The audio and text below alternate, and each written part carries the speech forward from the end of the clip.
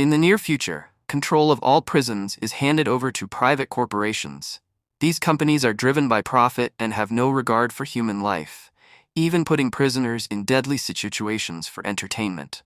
One of the most notorious prisons is Terminal Island, where inmates are forced to participate in a brutal competition called the death race. It's not just a race, it's a blood sport where prisoners drive weaponized cars, and the entire country watches with excitement. The reward was freedom, but only for the one who manages to win 5 races in a row. On this particular day, only 2 racers remain on the track. In one car is the legendary masked figure known as Frankenstein, along with his navigator Case. In the other car is Joe, Frankenstein's oldest and deadliest rival. Just as Frankenstein is about to claim victory, his car's weapons mysteriously stop working. He quickly instructs Case to eject using a parachute, choosing to press on alone. Moments later, Joe slams into him, triggering a massive explosion that engulfs Frankenstein's car in flames. Days pass, and the story shifts to a man named Jason, a former convict, now trying to rebuild his life. One night, he returns home to his wife and young daughter. But what should have been a quiet evening turns into a nightmare.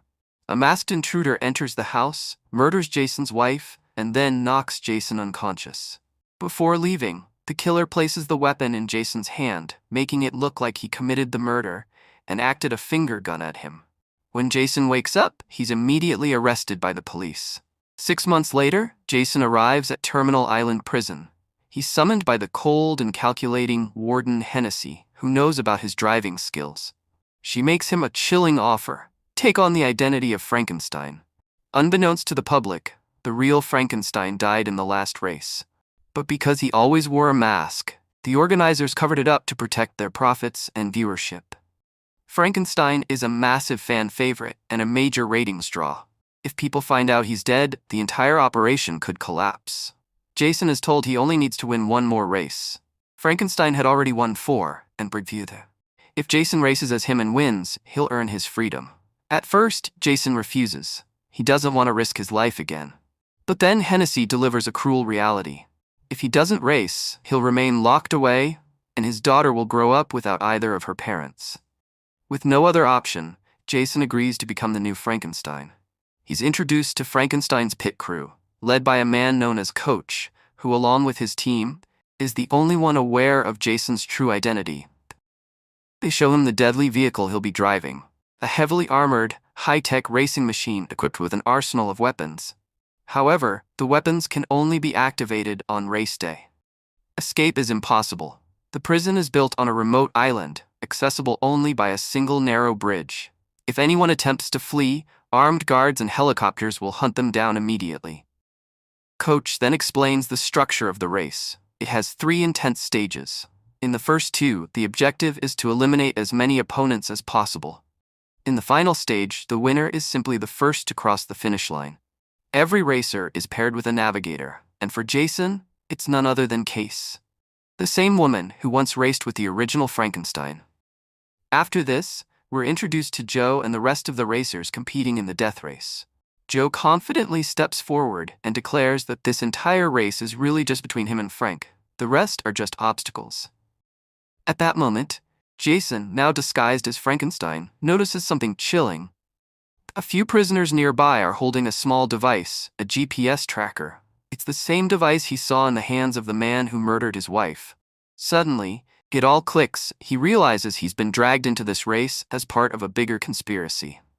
Finally, the day of the first stage arrives. Jason is given Frankenstein's signature outfit and mask. As he enters the arena, the hype around the death race skyrockets once again. The legend is back, or so the world believes. Coach warns Jason to avoid talking to other racers. The real Frankenstein never spoke to anyone, and keeping up the act is crucial. Inside the car, Jason secretly removes his mask. No one can see him inside, and Case already knows the truth. The race begins, and chaos erupts. Cars slam into each other, trying to knock their opponents off the track. But thanks to Case's sharp navigation skills, Jason catches up to the front, right alongside Joe. She even guides him through a hidden shortcut, helping him take the lead. Soon, the deadly sword and shield rules come into play. Any racer who drives over the marked zones activates their weapons. Gunfire explodes across the track. Warden Hennessy escalates things by activating the death heads, deadly traps that crush any car that passes through. Jason manages to activate his weapons, but the machine gun still isn't working. That's when Case bravely climbs out onto the car to fix it mid-race. Bullets rain down on her from all sides, but Jason pulls off a risky move, swerving to protect her just in time. He even activates the car's shield, but it only holds for a few seconds against the relentless assault. Eventually, Jason and Case manage to blow up Cold's car in a fiery explosion. But just as Jason closes in on Joe again, another racer named Pachenko enters the scene, pointing a gun that looks exactly like the one used to kill Jason's wife. The sight distracts Jason just long enough for Pachenko to take the lead and win the stage, and at the same time, Joe slammed his car with Frank's car, and because of this, Frank ends Stage 1 at 6th position. By the end of Stage 1, 3 players are dead, and 6 remain for the next round. After the race, Coach inspects Jason's car, trying to figure out why the weapons failed to activate when needed. Meanwhile, Jason storms into Warden Hennessy's office. He tells her straight, "I know Pachenko killed my wife." He accuses her of orchestrating the entire thing, framing him for murder just to drag him into the race and keep the Frankenstein brand alive. But Hennessy coldly denies everything. Instead, she shows him a photo of his daughter and threatens him again. Jason is left helpless, unable to act. Later, while working on his car, Jason spots Pachenko heading to his team's zone. Fueled by rage, he follows him, but it's a trap. Pachenko's crew surrounds him, and Pachenko begins to beat him mercilessly. Just as he's about to smash Jason's head with a hammer, a member of Jason's crew appears and distracts them, saving Jason at the last moment.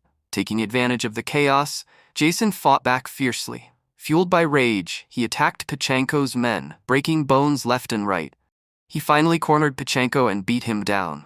That's when Pachenko confessed the truth. It was Warden Hennessy who had ordered him to kill Jason's wife. Jason was seconds away from delivering justice and killing Pachenko when prison officer Ulrich arrived and stopped the fight. The next day marked the beginning of Stage 2 of the death race. Pachenko, smug as ever, taunted Jason at the starting line, mocking him with a finger gesture. But this time, Jason stayed calm. He didn't rise to the bait. As the race began, Jason deliberately held back. Then, mid-race, he turned to Case and asked a critical question. "Did you sabotage Frank's car?" He suspected something. After all, the weapons had failed 2 races in a row. When Case didn't answer, Jason threatened to blow up the car unless she told the truth. Under pressure, Case finally confessed. Yes, she had deactivated Frankenstein's weapons, but only because Hennessy had ordered her to. The plan was never to kill Frank, just to ensure he didn't win and get released. But Frank died anyway while trying to survive. Hearing this, Jason refocused and rejoined the race. This time, locked in a deadly chase with Pachenko, Jason raced ahead and triggered the weapon activation marker. The others were puzzled. How could he use weapons on someone behind him? Jason had a plan. With a quiet smirk, he forcefully spun the car around and started driving in reverse at full speed, raining bullets on Pachenko's car. Then, flipping the car back around, he released a thick cloud of smoke, blinding Pachenko's vision.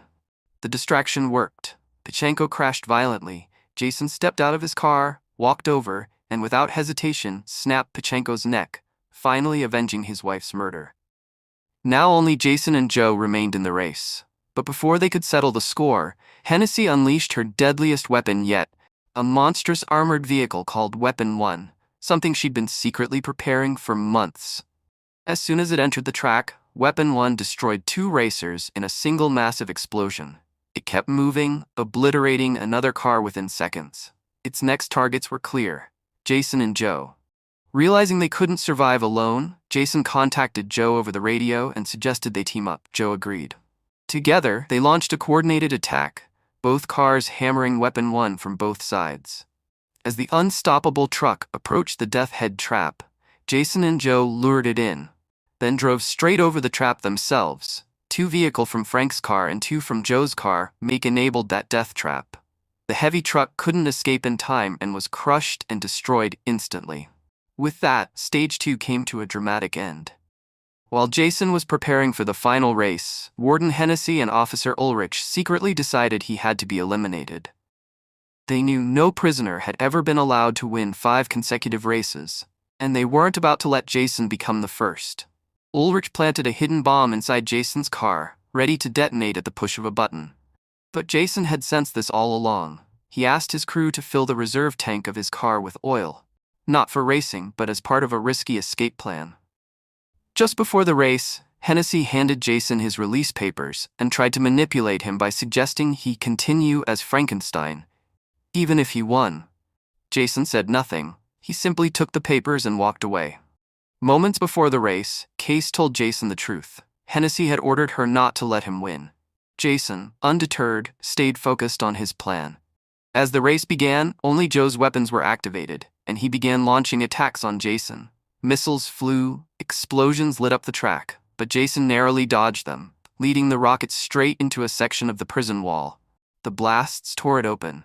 In that moment, Joe and Jason executed their real plan, escaping through the wreckage. Hennessy, realizing what had happened, sent police and helicopters after them and pressed the button to detonate Jason's car. But the car didn't explode. The coach had secretly removed the bomb. Jason and Joe made it to the bridge with police closing in fast. Jason then leaked oil from his reserve tank, creating a fiery explosion that wiped out the pursuing vehicles. Both racers made it across the bridge and split up to throw off their trackers. Meanwhile, Case made a bold decision. Since she now had her release papers too, she chose to help Jason one last time. As they passed through a dark tunnel, Jason jumped out and hid while Case took his place in the car, fully dressed in Frankenstein's outfit. A wall of fire from the helicopters forced the car to stop. Case surrendered, allowing herself to be taken back to the prison. No one suspected the switch. They believed Jason had been caught. Back at the prison, Hennessy and Ulrich celebrated what they thought was a victory. But when Hennessy opened a small metal box, she found the same bomb that had been removed from Jason's car. In that chilling moment, the coach activated the detonator, and the bomb exploded, killing both Hennessy and Ulrich instantly. 6 months later, Jason and Joe had built a peaceful life together.